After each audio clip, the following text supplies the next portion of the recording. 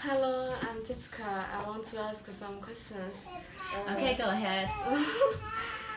Since I have also been to a foreign country, I have also experienced the culture shock. There are four stages: excited, rejected, accepted, and adapted. Because you have also been to a foreign country and live in a foreign country, so I would like to ask you about culture shock. Okay, so for me, I've been to other countries. I've been to America, but I've not experienced the culture shock so much. But I can tell you about some foreigners who came to China.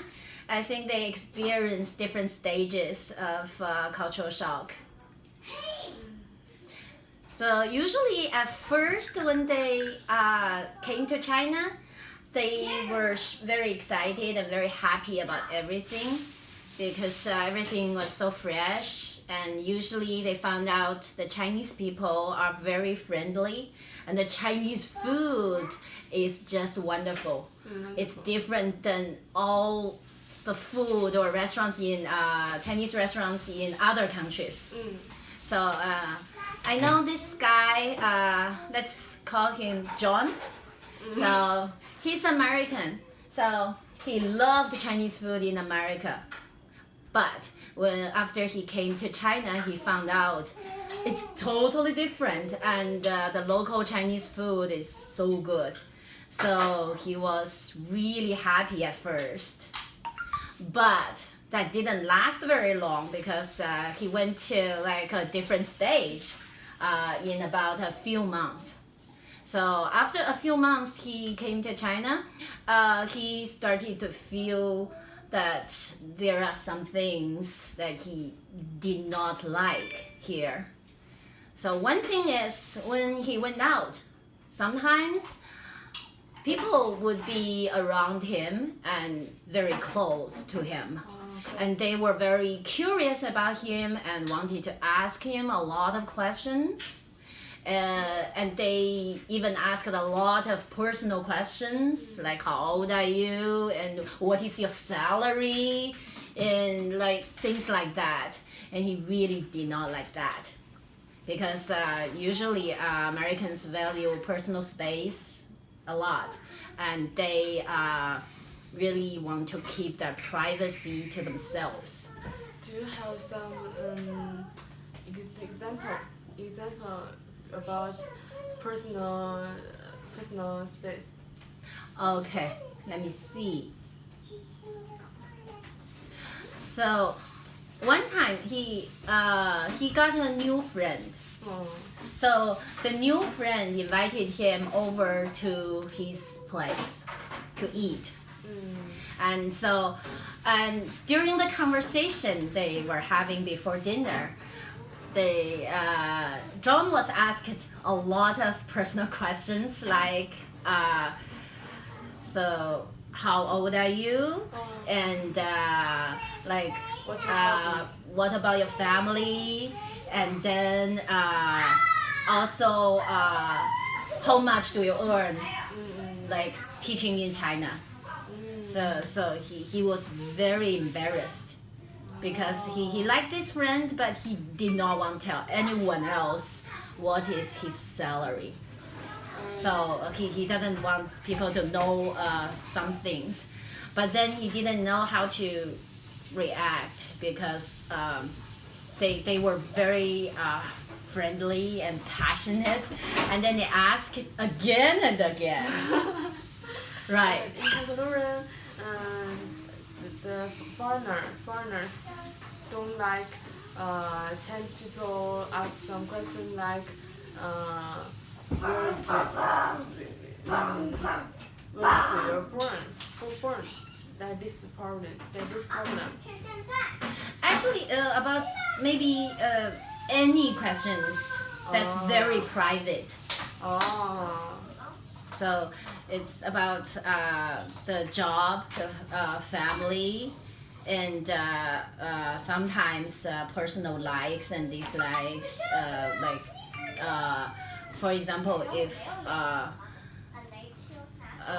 if you talk with a foreigner and then when they talk about what they like and what they don't like.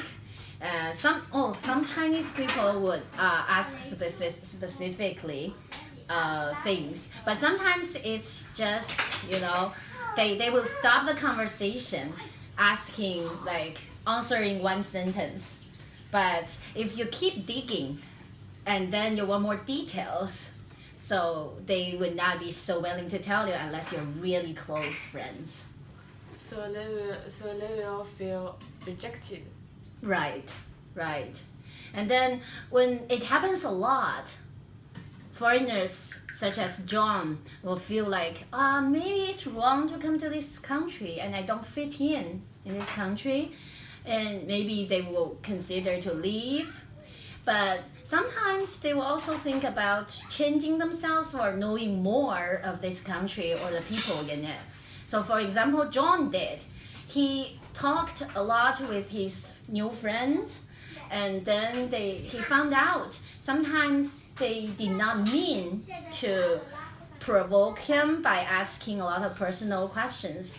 It's just because in this culture, people really talk with each other about like personal life and personal stuff a lot.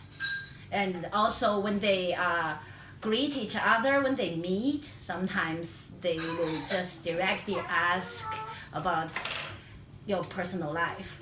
And then once he found that, he was like relieved. He was like, oh, it's not personal. It's not only like to me.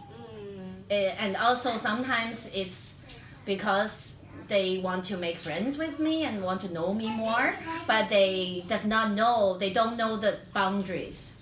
So, and then he talked with them about what he would like to talk about and what not. For example, he would not want to discuss the politics. They kept asking him about president of U.S. and or things that's happening in U.S. and what he thinks about it.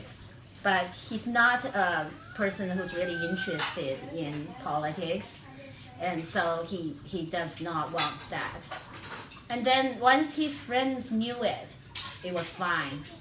They talked with him about food, which is his favorite, and other things, sports and things like that. And they hang out to play table tennis and other sports, or they go out and have a drink or have dinner together at home.